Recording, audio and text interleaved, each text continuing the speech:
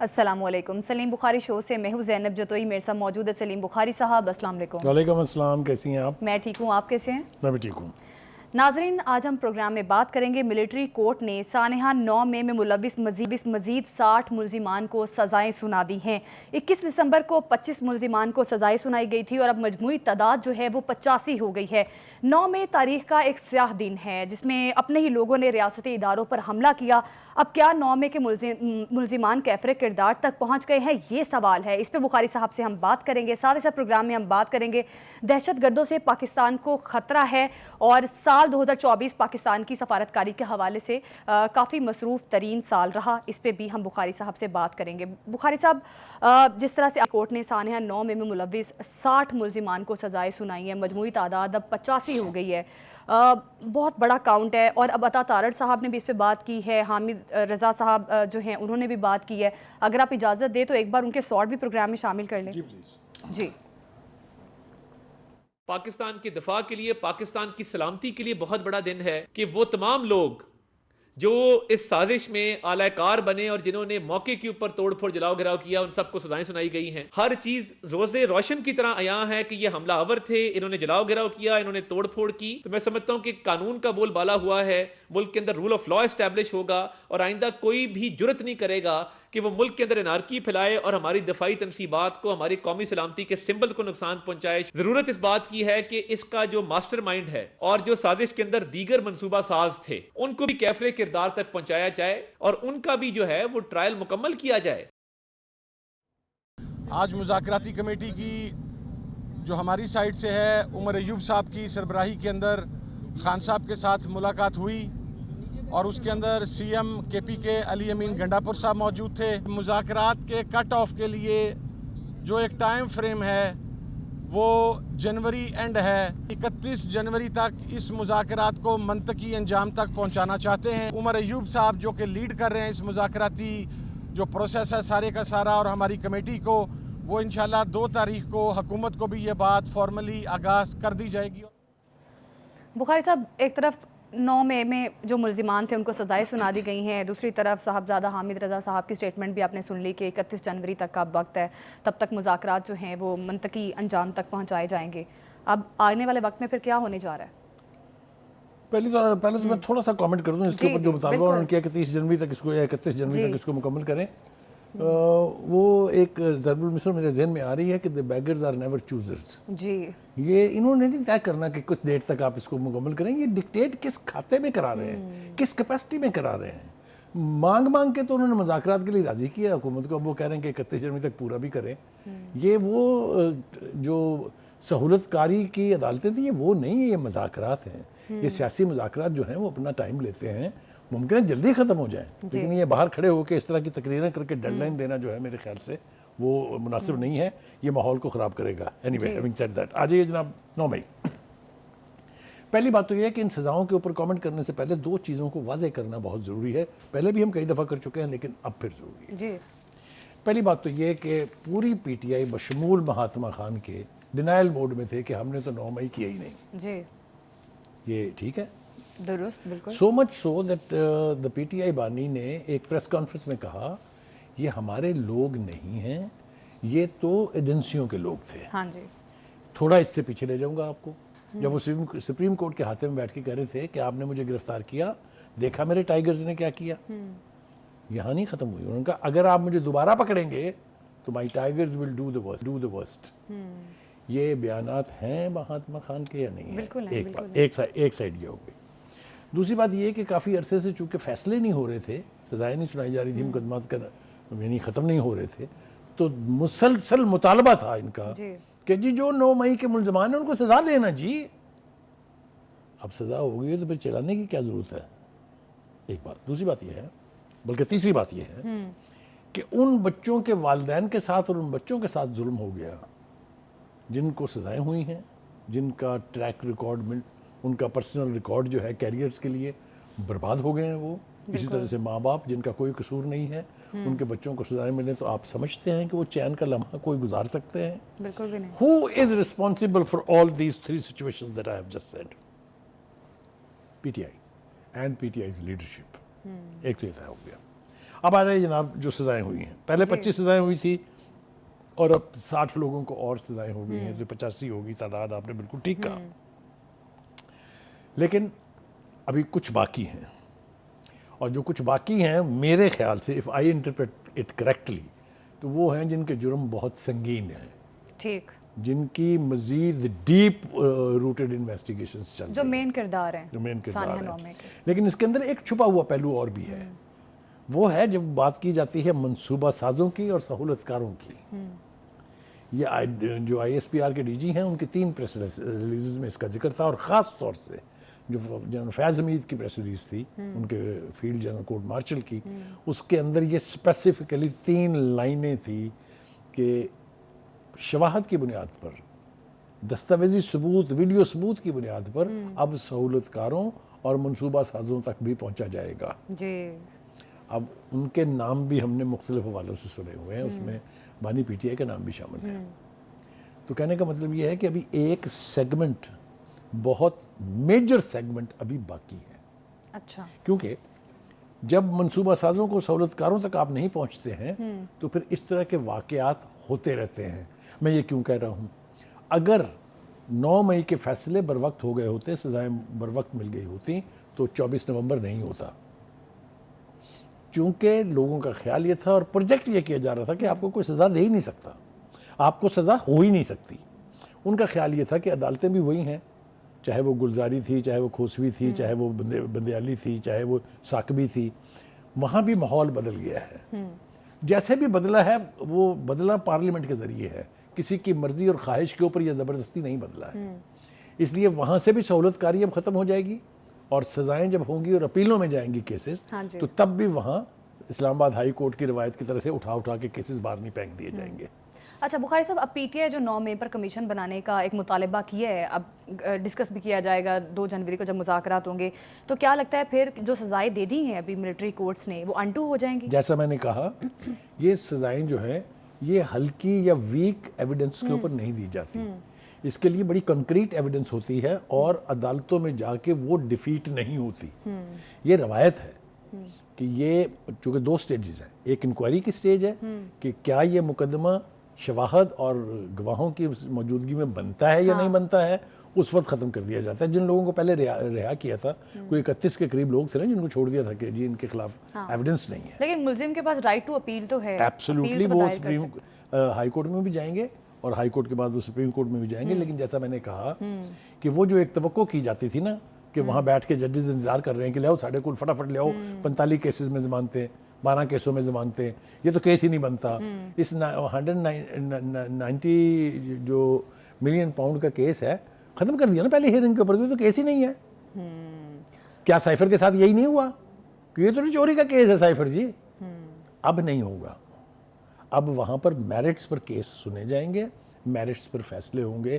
اب آپ اس کا کریڈٹ جس کو مرضی دے لیں، لیکن ٹون سیٹ کر گئے تھے قاضی فائزیسا صاحب کہ ججز کو کیا کرنا چاہیے، کیونکہ انہوں نے بتایا تھا، انہی کے تحت سپریم کورٹ نے طے کیا تھا کہ ذوالفقار علی بھٹو کے ساتھ بڑی زیادتی ہوئی تھی، قتل انہوں نے قرار دے دیا کہ یہ جوڈیشل مرڈر تھا.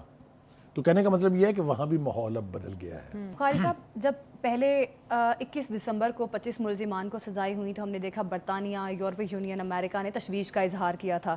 اب 60 ملزمان کو سزائیں سنا دی گئی ہیں آج، تو کیا لگتا ہے اب پھر باہر سے ریاکشن آ سکتا ہے اس پہ؟ دیکھیے میں آپ کو عرض کروں، میں 2 آپ کو مثالیں دیتا ہوں. ایک پاکستان کا نیوکلیئر پروگرام، اس کے اوپر کہاں سے احتجاج نہیں ہوا تھا؟ پوری دنیا نے احتجاج کیا تھا. امریکہ نے سینکشنز لگا دی تھی، یورپی یونین نے امپورٹ بند کر دی تھی. ہوا نا سب کچھ، سروائیو کیا نا ہم نے. تو جہاں نیشنل انٹرسٹ ہوگا، جہاں نیشنل انٹیگریٹی کا سوال ہوگا، جہاں ہماری سوورینٹی کا سوال ہوگا، وہاں یہ اس قسم کے بیانات رہتے ہیں. کسی نے انڈیا کو روک لیا وہ سب کچھ کرنے سے جو اس نے کشمیر میں کیا ہے؟ کیا کیا بیانات نے؟ کسی نے اسرائیل کو روکا جس نے 50,000 سے زیادہ لوگ شہید کر دیے ہیں اور 1.5 لاکھ سے زیادہ زخمی کر کے پھینک دیے ہیں، غزہ کو قبرستان بنا دیا ہے. کسی کے بیان سے کوئی فرق پڑا؟ بالکل. ایون برطانیہ، امریکہ میں تو ایسی وائلیشنز پہ انہوں نے اپنی شہریوں کو بہت سخت سزائیں بھی دی ہیں، لیکن وہ سویلین کورٹ سے سزائیں دی گئی ہیں. دیکھیے میں آپ کو ایک عرض کروں، جب آپ فوج کے تنصیبات پر، اس کے شہیدوں کے مجسموں پر، ان کے GHQ پر، ان کے کور کمانڈر کے گھر پہ جائیں گے تو ہم آرام سے کہہ لیتے ہیں ملٹری پولیس، تو وہ کاہے کے لیے ہے پھر ملٹری پولیس؟ جی ہونی نہیں چاہیے نا. تو اس لیے اگر آپ ان کے گھر پہ حملہ کریں گے تو مقدمہ بھی ان کے ہی قوانین کے تحت چلے گا. یہ اصول کی بات ہے اور یہ آج سے نہیں ہے. میں نے آپ کو کہا پہلے بھی بتایا تھا کہ یہ ملٹری کورٹس جو ہیں یہ 1952 میں بنی تھی پہلی دفعہ، ٹھیک ہے، اور کسی بھی آئین نے ان کو انڈو نہیں کیا. لہٰذا یہ ابھی تک قانونی شیلٹر میں کام کر رہی ہیں. ایک بات. دوسری بات یہ ہے کہ یہ کہا گیا، گوہر صاحب نے یہ کہا کہ جی ایک تو بانی پی ٹی آئی نے 9 مئی کے جو واقعات تھے اس کی مذمت کی تھی. جی اگر یہ بات میں مان لوں ان کی، تو پھر یہ سزا ہونے والوں کے اوپر احتجاج کا ہے. بھائی 9 مئی کو کیا ہوا تھا؟ پھولوں کے ہار لیے تھے، جرم کیے تھے نا، تو پھر اس کی سزا تو ہوگی. تو اگر آپ نے ان واقعات کی مذمت کی تھی تو پھر آپ چپ کر کے بیٹھ جائیں. لیکن اینی وے، دوسری بات یہ ان کا یہ آرگومنٹ ہے کہ جی یہ صرف یونیفارمڈ لوگوں کا اور جو ریٹائرڈ ہوتے ہیں فوج سے صرف ان کا ٹرائل جو ہے وہ ملٹری میں کورٹ میں ہوتا ہے. یہ ان کی اپنی چائلڈش انٹرپریٹیشن ہے. ان کے لیے اپنے بہت سارے یونٹ ہیں جو فوج کے اندر کارروائی کرتے ہیں. یہ جو جن قوانین کے تحت ان لوگوں کو سزائیں ہوئی ہیں وہ صرف بنیادی لاجک اس میں یہ ہے کہ جو آدمی ان کے گھر میں گھس کے حملہ کرے گا اس کا ٹرائل انہی کی عدالتوں میں ہوگا.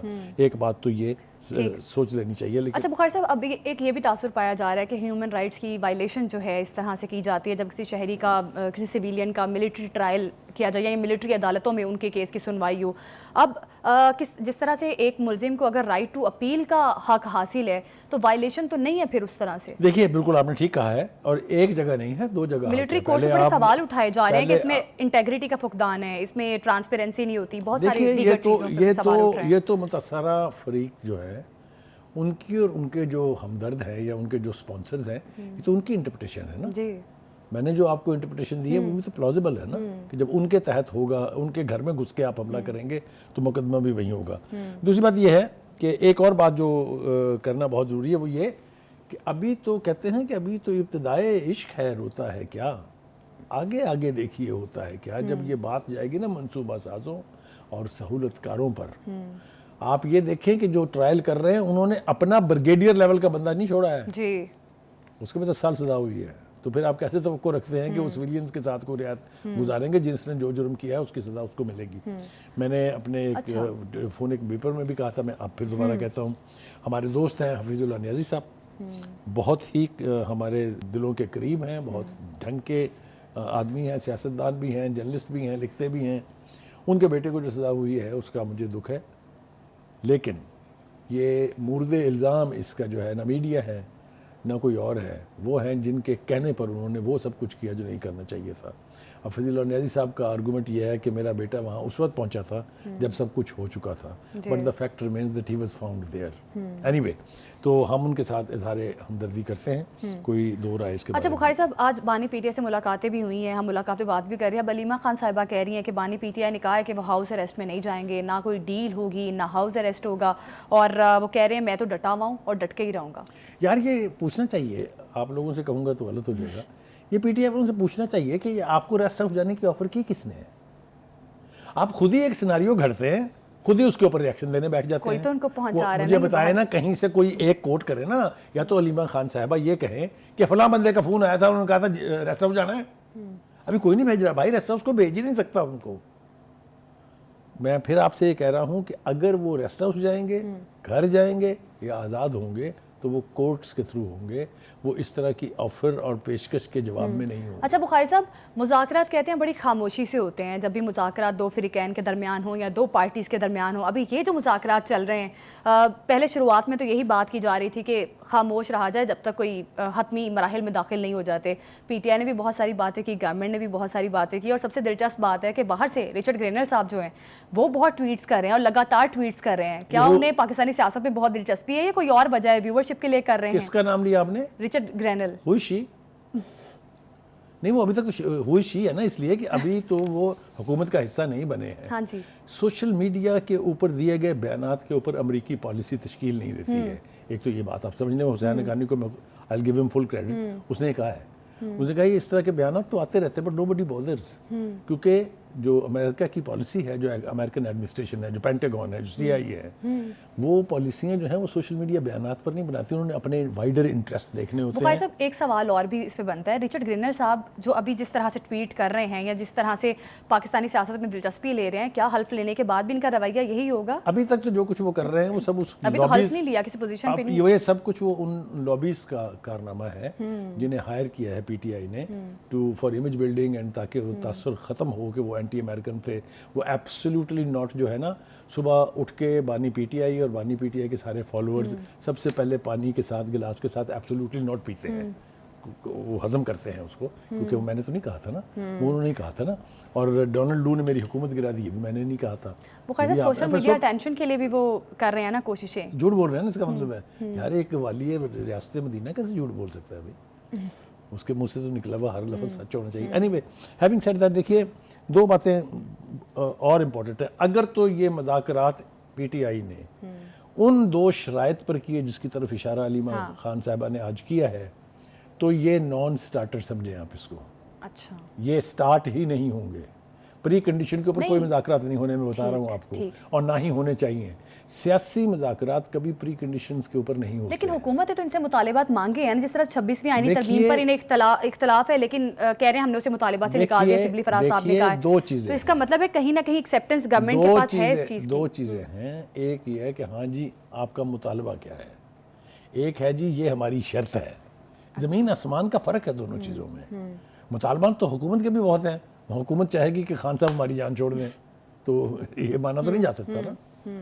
تو کہنے کا مطلب یہ ہے کہ اگر آپ اس کو پری کنڈیشن, میں نے لفظ استعمال کیا تھا پری کنڈیشن, اگر آپ اس کو پری کنڈیشن بنائیں گے, جو کہ مجھے آثار نظر آ رہے ہیں, جو ابھی آپ نے شارٹ سنوایا ہے حامد علی خان صاحب کا, اس میں یہ اشارہ موجود ہے کہ اگر یہ دو باتیں نہ مانی گئی تو حامد رضا صاحب. ہاں, اور ایک بات میرے خیال سے یہیں پر کر لینی چاہیے. پھر میں پوچھوں گا ان سے کہ بھائی صاحب آپ ہیں کون؟ تاریخ دینے والے, طے کرنے والے. آپ کی خواہشات ہو سکتی ہیں لیکن آپ حکومت کو ڈکٹیٹ نہیں کرا سکتے.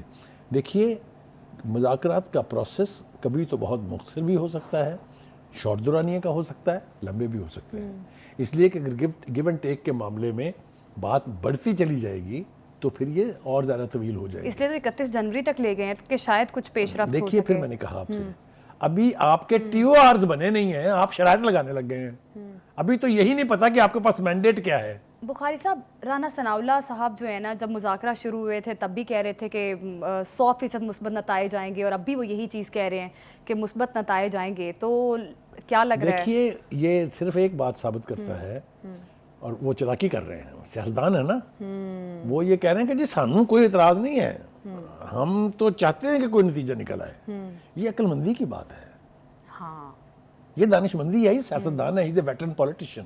اگر وہ یہ کہے گا کہ ہم نے ان کی کوئی بات نہیں ماننی, تو آپ مجھے بتائیں کیسے, پھر آپ کیسی اور ایون حکومت ہے. شبلی فراز صاحب, یہ دانش مندی کی آپ نے بات کی, شبلی فراز بھی کچھ اسی قسم کے دانش مندی کا مظاہرہ کر رہے ہیں. انہوں نے کہا کہ ہم نے مذاکرات کے لیے ہاں کی اور کم سے کم مطالبات سامنے رکھے ہیں تاکہ مطالبات سنجیدگی سے آگے بڑھ سکیں. آپ سمجھتے ہیں یہ بڑی سوجھ بوجھ کی, بہت عقل مندی کی بات کی ہے انہوں نے. وہ بھی ایک سیاستدان والا رول پلے کر رہے ہیں نا کہ ہم تو دیکھیں کتنے سنجیدہ ہیں, ہم نے مطالبات ہی اپنے کم کر دیے, 26ویں آئینی ترمیم والے مطالبے سے پیچھے ہٹ گئے. کو پکڑنا میرے لیے بہت مشکل ہو جاتا ہے.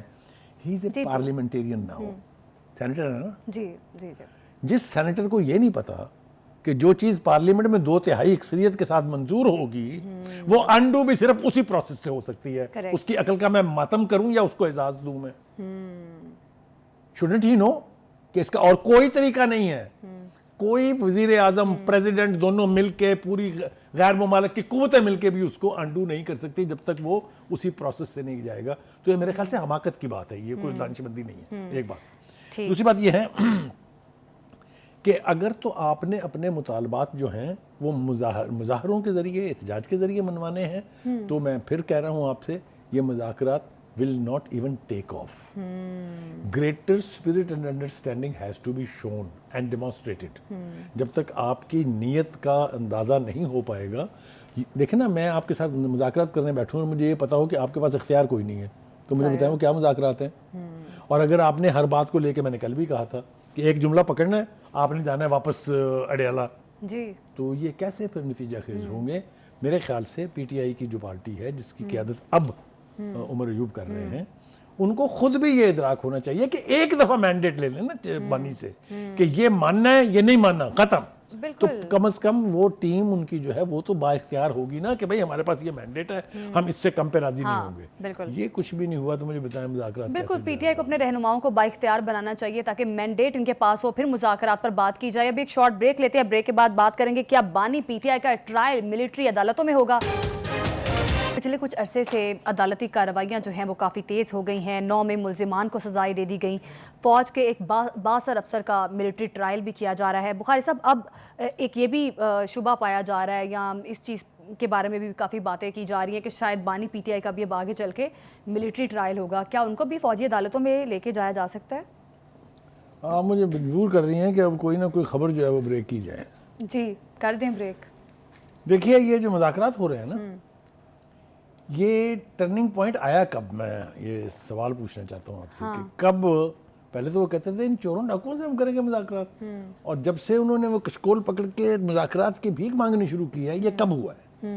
یہ ہوا ہے اس پریس ریلیز کے بعد D G I S P R کی، جس میں کہا گیا تھا کہ فیض حمید کا چارج شیٹ جب فیض حمید کو کر جنرل دیا گیا، کورٹ مارشل ہو رہا ہے اور چارج شیٹ کر دیا گیا. جی از دیٹ رائٹ؟ بالکل کریکٹ. اب میں آپ کو یہ خبر دے رہا ہوں کہ یہ مذاکرات صرف اس لیے کیے جا رہے ہیں کہ بانی پی ٹی آئی کا فوجی ٹرائل نہ ہو. کسی کو کوئی تعلق نہیں ہے جن لوگوں کو سزائیں ہوئی ہیں، بالکل. اچھا، اصل بات یہ ہے کہ جو سہولت کاروں اور منصوبہ سازوں تک پہنچنے کی بات کر رہے ہیں وہ نہ ہو. اس کو اب بچانے کے لیے کہہ لیجئے، اس کی خاطر کہہ لیجئے، یہ سارا ڈرامہ مذاکرات کا جو پی ٹی آئی کی طرف سے ہے وہ صرف بانی کو ملٹری ٹرائل سے بچانے کے کیا لیے. ایک سیاستدان کا فوجی ٹرائل کرنا اتنا آسان ہے؟ کیوں؟ فوجی جو سیاستدان ہیں آسمان سے اترتے ہیں. باقی جو دنیا بھر میں ملٹری ٹرائل ہوتے ہیں وہ انسان نہیں ہوتے وہ. اور جو بانی صاحب ہیں ان کو یہ نہیں پتا تھا کہ ریڈ لائن کون سی ہے. وہ کوئی اجنبی تھوڑی تھے یا وہ کوئی باہر سے تھوڑی آئے تھے. 4 سال وہ وزیر اعظم رہے ہیں اس ملک کے، پونے 4 سال. He should know what are the red lines. آپ دھمکیاں دیتے رہے آرمی چیف کو کہ میں قبر تک نہیں چھوڑوں گا. آپ کہتے رہے جناب یہ میر جعفر ہے، یہ میر صادق ہے. اچھا، یہ آپ کو پتا نہیں تھا کہ یہ نہیں اس کی گنجائش ہے کہنے کی ہمارے ملک میں، کسی بھی ملک میں فار دیٹ میٹر. آپ بتائیے مجھے، کیا بھارت جو ہے اس کی سیاست میں کم گند ہے؟ کبھی آپ نے سنا کہ کسی نے آرمی چیف کو دھمکیاں دی ہوں؟ یہ خالصتان کی موومنٹ کتنی بڑی ہے. میزو، ناگالینڈ، یہ یعنی ڈیکیڈز اولڈ یہ علیحدگی کی تنظیمیں ہیں. کبھی سنا آپ نے کشمیریز جو اتنا ظلم سہ رہے ہیں، کبھی سنا آپ نے کہ انہوں نے یہ کہا ہو کہ ہم آرمی چیف کو یہ کر دیں گے؟ ہم کہ تماشا بنایا ہوا ہے یہ. ایک بات تو یہ ہے. دوسری بات یہ ہے کہ کوئی سین آدمی نہیں چاہے گا. میں as one person, as Salim Bukhari, I am seeing I don't want Imran Khan to be tried by a military court. ذمہ داری سے کہہ رہا ہوں، نہیں ہونا چاہیے. He is a leader of a party جس کی اتنی فالوئنگ ہے جس کا کوئی حساب نہیں ہے. تمام سیاسی جماعتیں، اس میں بھی کوئی شبہ نہیں ہے. الیکشن آج بھی آپ کروا لیں تو عمران خان پھر سویپ کر جائے گا. یہ اپنی جگہ ٹھیک ہے. بالکل. میں اس حق میں بالکل نہیں ہوں. میرے خیال سے پی ٹی آئی کو انتہائی سوجھ بوجھ کا یعنی استعمال کرتے ہوئے بانی کو ملٹری ٹرائل سے بچانا چاہیے ہر صورت. لہٰذا اسی لیے میں کہتا ہوں کہ کوئی شرطیں ورتیں کسی نے نہیں ماننی. اب کوئی راستہ ہے ملٹری ٹرائل سے بچ سکتے ہیں بانی پی ٹی آئی؟ بالکل ہے.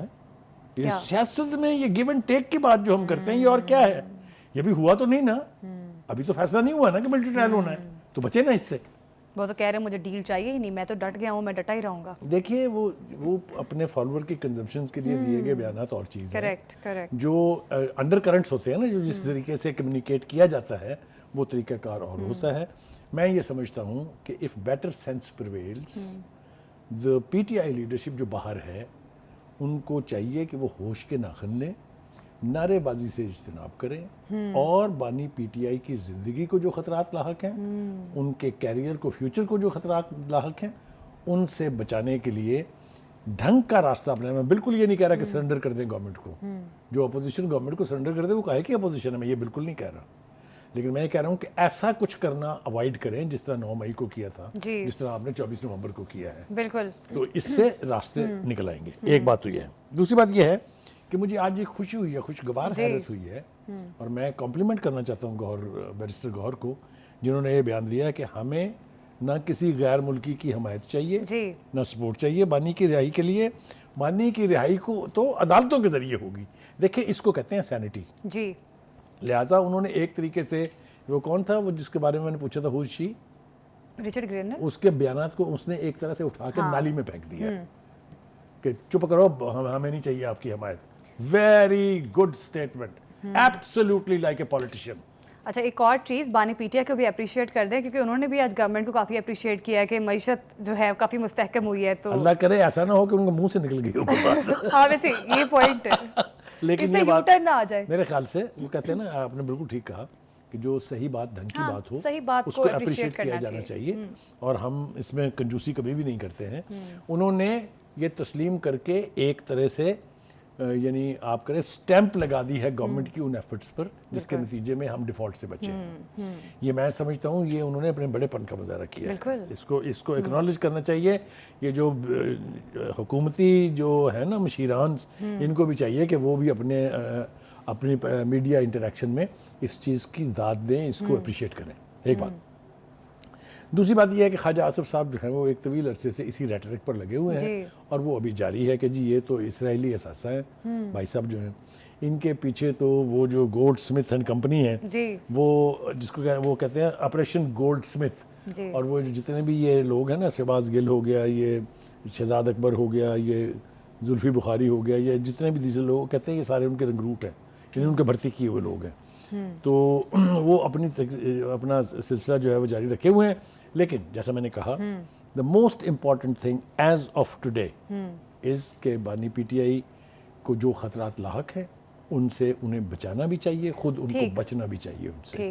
اور 4-5 مختلف کنٹراڈکٹری سٹیٹمنٹس جب تک جاری ہوتے رہیں گے پی ٹی آئی کی بات میں کبھی وزن نہیں پیدا ہوگا. ٹھیک. اچھا بخاری صاحب، ابھی کنٹراڈکشنز تو باقی بہت ساری چیزوں میں ہے. ابھی رانا ثناء اللہ صاحب نے کہا کہ پی ٹی آئی سے مذاکرات میں ان باتوں تک پہنچا جا سکتا ہے جس میں سب کے لیے آسانی ہو. تو کیا واقعی ہو سکتا ہے ایسا؟ جیسا میں نے پہلے کہا، ہی از اے پولیٹیشین. اچھا. اس نے بہت پولیٹیکل یعنی رویہ اپنا کے ایک ایسا بیان دیا کہ دیکھیں ہم انتظار کر رہے ہیں کہ وہ ہمیں لکھ کے کیا دیتے ہیں. وہی بات جو میں نے آپ سے کہی ہے کہ جو اصل کمیونیکیشن ہوتا ہے اس کا لیول اور ہے. وہ کہتا ہے اس سے پھر بنیاد طے ہوگی کہ کیا ہم آگے بڑھ سکتے ہیں کہ نہیں بڑھ سکتے ہیں. مجھے یہ توقع ہے، میں پازیٹیو ہوں اس معاملے میں، کہ جب بات مذاکرات تک آ ہی گئی ہے تو دونوں ہی سائیڈوں کو، صرف ایک سائیڈ کو نہیں، یہ حکومت کو یہ نہیں سمجھنا چاہیے کہ یہ کمزوری ہے پی ٹی آئی کی، اور پی ٹی آئی کو یہ تصور نہیں کرنا چاہیے کہ ہم حکومت کو اس کی اوقات میں لے کے آئیں گے. جب تک یہ رویہ آپ ترک نہیں کریں گے کوئی مثبت قدم جو ہے وہ آگے نہیں بڑھا جا سکتا. اچھا بخاری صاحب، ایک چیز یہ بھی بڑی دلچسپ ہے کہ بانی پی ٹی آئی نے 31 جنوری تک کا جو ٹائم دیا ہے کہ تب تک اگر مذاکرات میں کوئی حل یا کوئی سلیوشن نکل آتا ہے یا کوئی پیش رفت ہوتی ہے تو یہ اچھی بات ہے. تو یہ بھی ایک مثبت بات ہے. جس طرح سے تحریک انصاف ایک طرف مذاکرات کا ڈرامہ کھیل رہی ہے، دوسری طرف سول نافرمانی کی تحریک کا بھی ڈھنڈورا پیٹ رہی ہے. یہ اسما بخاری صاحبہ بھی کہہ رہی ہیں. اب گورنمنٹ کی ریزرویشنز بھی کافی حد تک درست ہیں. دیکھیے پہلی بات تو یہ ہے کہ ہمیں نا ریالٹی چیک ضرور کرنا چاہیے. یہ جو سول نافرمانی کی اور ترسیلات روکنے کی جو مہم ہے نا، اس کو اب 1 مہینے سے زیادہ ہو گیا ہے. ٹھیک ہے، بلکہ میں اگر صحیح سمجھا ہوں تو یہ اگست سے یہ گردان ہم نے سنی تھی. مگر ریالٹی یہ ہے کہ ان ترسیلات میں 39% سے 47% تک اضافہ ہوا ہے. ہاں جی. تو اس کو کیا کہیں گے آپ؟ میں اس کی وضاحت بھی کئی دفعہ کر چکا ہوں کہ وہ لوگ جو ہیں وہ اپنے گھر والوں کے لیے رزق مانے گئے ہوئے ہیں. ظاہر ہے ان کو. اچھا دوسری بات یہ کہ ایک جو پاسبلٹی ہو سکتی تھی کہ آپ پیسے ہنڈی سے اور حوالہ سے بھیجیں، وہ پروسیس اب اتنا مشکل اور اتنا مہنگا ہو چکا ہے کہ بینکوں سے پیسے بھیجنا زیادہ آسان اور زیادہ سستا ہے، کم پیسے خرچ ہوتے ہیں اس میں. ایک بات. دوسری بات یہ ہے کہ عظمیٰ بخاری صاحبہ جو ہے انہوں نے بھی آج کافی بھڑاس اپنی نکالی ہے. آپ کو پتہ ہے کہ وہ کہتے ہیں کہ جی پرائم منسٹر صاحب جو ہیں انہوں نے اچھا سوری میں آپ کو انٹرپٹ کر رہی ہوں. ابھی ہم بات کر رہے تھے ترسیلات زر کی بھی. ہم نے جب بھی دیکھا ہے نا، پاکستان تحریک انصاف بعض اوقات ایسی اسٹریٹجیز اپنا لیتی ہے جو ملکی مفاد کے لیے صحیح نہیں ہوتی. ٹھیک ہے، ابھی آخر یہ پاکستان تحریک انصاف کے لیے بہتر بھی نہیں ہے. ایک جماعت ہونے کے ناطے اتنے ایکسپیریمنٹس آپ نے کیے جو بری طریقے سے ناکام ہوئے، تو ابھی تک پی ٹی آئی کچھ سیکھ نہیں سکی اپنے ماضی کے تجربات سے. دیکھیے میں آپ کو یہ بات بھی ایمانداری سے کہہ رہا ہوں کہ بہت سی لوز ٹاک جو ہے وہ بانی پی ٹی آئی کی مرضی اور ان کے علم کے بغیر ہو رہی ہے. اب شیر افضل مروت جو کچھ بولتے ہیں کوئی اس کے اوپر بیریئر نہیں ہے, کوئی قدغن نہیں ہے, جو دل میں آتا ہے کہہ دیتے ہیں. کبھی اپنی پارٹی کے خلاف باتیں کر جاتے ہیں, کبھی کچھ کہہ جاتے ہیں, کبھی کچھ کہہ جاتے ہیں. اسی لیے میں نے آپ کو یاد ہوگا ایک پروگرام میں یہ کہا تھا کہ ایک کیلکولیٹڈ فیصلہ کر لیں کہ کس نے نمائندگی کرنی ہے بانی پی ٹی آئی کی. صرف وہ بات کریں جب آپ کی آپس کی کنٹراڈکشن جو ایک دوسرے کو کنٹراڈکٹ کر رہی ہوں گی تو آپ کا امپیکٹ ہی کبھی نہیں بن سکتا. تو ایک تو یہ بات بہت ضروری ہے. دوسری بات یہ کہ وہ میں کہہ رہا تھا جو عظمہ بخاری والی, ان کی ایک بات امپورٹنٹ ہے. وہ یہ کہتے ہیں کہ جی پرائم منسٹر نے صاف لفظوں میں ان تمام بیانات کے جواب میں یہ کہہ دیا ہے کہ جناب ہماری سیاست نہیں, تسی دیتے رہو بیان, دا ہیل ود یو. تو اس کو انہوں نے ایبسولوٹلی ناٹ, وہی بانی پی ٹی آئی والی. لیکن کسی زمانے میں بیگرز کانٹ بی چوزرز یہ بھی کہا کرتے تھے, لیکن پینترا بدل لیا, یہ دلچسپ بات ہے. دوسری بات یہ کہ انہوں نے کہا کہ زلفی بخاری, شہباز گل اور شہزاد اکبر جیسے لوگ جو ہیں وہ ملک دشمنی میں اتنے آگے چلے گئے ہیں کہ ان کو یہی اندازہ نہیں ہے کہ ان کا پاکستان کے ساتھ مستقبل جو وابستہ ہے اس میں ان کے ساتھ کیا ہوگا. چلیے خیر, یہ تو جب وقت آئے گا تو ہم دیکھیں گے. دوسری بات یہ ہے کہ انہوں نے ایک اور اہم بات کی ہے کہ یہ جو پاکستان کو امریکی غلامی سے نجات دلانے کی بات کرتے تھے وہ اب لابیسٹ کے ذریعے ان سے اپنے آپ کو بچانے کی باتیں کر رہے ہیں. یہ بات بھی ٹھیک ہے, میرے خیال سے اس کو غلط نہیں کہہ سکتے آپ. ماضی میں ہمارے پاس بے شمار ایسے ایگزامپلز ہیں. ایون ذوالفقار علی بھٹو کی پھانسی کے وقت بھی باہر سے پریشر آیا تھا کہ پھانسی نہ دیں, لیکن پھر بھی دے دی گئی. تو اس قسم کی ماضی میں بہت ساری ایگزامپلز. ابھی یہ جو ایک آراء پائی جا رہی ہے, جو امپریشن پایا جا رہا ہے کہ امریکہ نے اگر کہہ دی ہے پاکستان کو تو اس پاکستان کو ویسے ہی کرنا پڑے گا, تو یہ غلط تاثر ہے. نہیں, ایک صرف ذوالفقار علی بھٹو نہیں, پاکستان کے نیوکلیر پروگرام کے حوالے سے جو کچھ ہوا, اس حوالے سے بھی سینکشنز لگی 30 سال سے زیادہ. تو میرا نہیں خیال کہ اس قسم کے سوشل میڈیا پاکستان کے اندر کریج ہے نو کہنے کی امریکہ کو. نہیں, میں ایمانداری سے سمجھتا ہوں کہ جو امریکن ایڈمنسٹریشن ہے, اینی بڈی ہو نوز کہ کیسے آپریٹ کرتی ہے, وہ یہ سوشل میڈیا کے بیانات کے اوپر ان کی پالیسیز تشکیل نہیں پاتی, اس لیے اس کو بہت زیادہ سیریسلی لینے کی ضرورت نہیں ہے. ٹھیک ہے. پروگرام میں اب بات کریں گے, سیکیورٹی فورسز نے خوارج کے خاتمے کے لیے آپریشنز تیز کر دیے ہیں. سیکیورٹی فورسز نے خوارج کے خاتمے کے لیے کے پی میں آپریشن کیا ہے, ایک کامیاب آپریشن کیا ہے, جس کے نتیجے میں 13 خوارج کو ہلاک کر دیا گیا ہے. بخاری صاحب, اب جس طرح سیکیورٹی فورسز آپریشن کر رہی ہیں اور خوارج کو ایلیمینیٹ کرنے کے لیے خطے سے کوششیں جو ہیں وہ تیز کر دی گئی ہیں. دیکھیں, پہلی بات تو یہ ہے کہ یہ آپریشن ہونے تھے اس لیے کہ اس کے علاوہ کوئی چارہ نہیں ہے. ماضی میں بھی ہم نے دیکھا جب تک آپ ان قوتوں کو چیلنج نہیں کرتے ہیں ان کا مقابلہ نہیں کیا جا سکتا. لیکن وہ کہتے ہیں نا کہ اچھی خبر کے ساتھ ساتھ ایک دکھ بھری خبر بھی ہے, وہ یہ کہ اس آپریشن کے اندر ہمارے جو ایک میجر ہیں, میجر اویس, انہوں نے جامِ شہادت نوش کیا ہے. محسن نقوی صاحب نے بیان میں بھی کہا ہے کہ ہم ان کے خاندان کے ساتھ اس وقت یعنی ہمدردی کے لیے ساتھ ان کے کھڑے ہیں. یہ ہیں وہ لوگ جو اپنے سینوں پر گولیاں کھاتے اور ہمیں چین کی نیند سونے دیتے ہیں. ان کے بارے میں بات کرتے ہوئے ہمیں 10 دفعہ سوچنا چاہیے. ہمارا منہ جو ہے نا وہ اتنے کھلے ہیں, رال کی طرح سے ہم جگالی کرتے رہتے ہیں, لیکن وہاں جا کے دیکھیں نا, کہیں نا کسی ایک اس کو جو ان کو یعنی ان پر تنقید کرتے ہیں, جا کے وہاں کھڑے ہو کے سامنے ذرا گولی کھا کے دکھائیں. ان کے ساتھ ہم بھی یعنی اظہار ہمدردی بھی کرتے ہیں, اور یقینی طور پہ جنہوں نے قوم کی خاطر اپنی جان کے نذرانے دیے ہیں وہ ہمارا یعنی ہمارے لیے باعث اعزاز اور بہت ہی ہمارے لیے یہ قابل قدر لوگ ہیں. لیکن یہ میں بتاؤں کہ یہ جو کچھ ہو رہا ہے یہ اب کہیں ختم ہونے والا سلسلہ نہیں ہے جب تک اس فتنے کا مکمل طور پہ خاتمہ نہیں ہوگا. پاکستان کی حکومت, پاکستان کی عسکری قیادت بار بار وارن کرتی رہی ہے کابل گورنمنٹ کو کہ ان لوگوں کو بارڈر کراس کرنے سے روکیں, ان کو روکیں. میرا خیال ہے کوئی درجنوں مرتبہ یہ کہا جا چکا ہے. پھر آخری وارننگ ایک دی گئی تھی کہ اگر یہ نہ رکے تو پھر ہم ان کو پرسو کریں گے, ان کے پیچھے آئیں گے. اور اسی لیے پکتیا پروونس کے اندر ایک کاروائی جو ہے وہ کی گئی ہے. اس کو بڑھا چڑھا کے پیش کر رہی ہے کابل کی گورنمنٹ, وہ اپنی جگہ ہے, لیکن در حقیقت وہاں جو لوگ پاکستان کے خلاف ٹریننگ کیمپ کا حصہ تھے, جو ان کو ٹرین کر رہے تھے, وہ جو لوگ یہاں وارداتیں کر کے واپس وہاں جا کے چھپ جاتے تھے, ان کے خلاف آپریشن ہوا ہے اور 71 کے قریب جو ہے وہ ان کو جہنم واصل کیا گیا ہے. دیکھیے, یہ پاکستان کی بقا کے لیے, پاکستان کی ٹیریٹوریل انٹیگریٹی کے لیے بہت ضروری ہے کہ ایسے عناصر جو باہر سے آ کے حملہ آور ہوں ان کو آپ کو روکنا ہے. ان کو روکے بغیر کوئی چارہ نہیں ہے. یہی بات میرے خیال سے جو فارن آفس کی ترجمان ہے زہرا بلوچ, انہوں نے بھی آج کہی ہے کہ ہم جو آپریشن کر رہے ہیں दे आर इंटेलिजेंस बेस्ड। जी हवा में नहीं है कि जिस तरह को मुंह उठाया उधर को चल पड़े। बिल्कुल। हम पहले इंफॉर्मेशन कलेक्ट करते हैं, फिर उनकी मौजूदगी को एस्टेब्लिश करते हैं, फिर उसके बाद उनके एहतियात से ऑपरेशन मुंतखब होता करते हैं है, हम। जो कि जारी रहेगा, कि जो पाकिस्तान की आज़ादी और उसकी बका के लिए बहुत ज़रूरी है।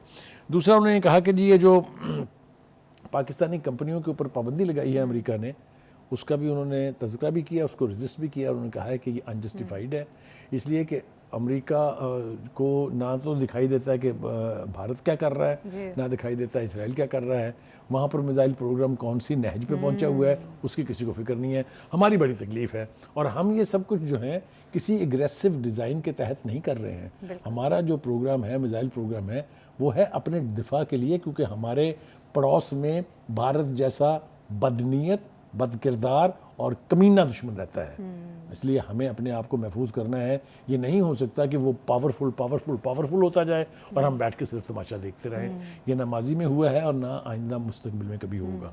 एक बात, और फिर आ जाए वापस जनाब आप उसी के ऊपर कि जो ऑपरेशंस हो रहे हैं, मुझे याद है अच्छी तरह से नेशनल एक्शन प्लान के जो बना था, उस पर अगर अमल दरामद हो जाता, स्लीपर सेल्स ख़त्म कर दिए जाते, तो ये अंदरूने मुल्क जो फितना है इसका कम से कम खात्मा हो जाता। यही ज़रूरत अब भी है। अब भी चाहिए सूबाई हुकूमतों को भी, फेडरल गवर्नमेंट को भी, कि जितनी भी जल्दी मुमकिन हो सके वो तमाम वसाइल हासिल भी किए जाएँ, इस्तेमाल भी किए जाएँ, ताकि कौम को इस फितने से निजात दिला दी जाए। ये जो ऑपरेशंस हुए हैं, जो अभी KPK में हुआ है, और जो इसी नौयत के ऑपरेशंस पहले भी हुए हैं, बलूचिस्तान में भी हुए हैं, ये जारी रहेंगे until or unless we get rid of these elements। पाक फौज जो है इस वक्त अंत तक कोशिश कर रही है कि किसी तरीके से दहशतगर्दी जैसे नासूर का खात्मा किया जा सके, और ऐसे में कई कामयाब ऑपरेशन करके खवारिज को हलाक भी किया गया है। प्रोग्राम से अभी दीजिए हमें इजाज़त। अल्लाह हाफिज़।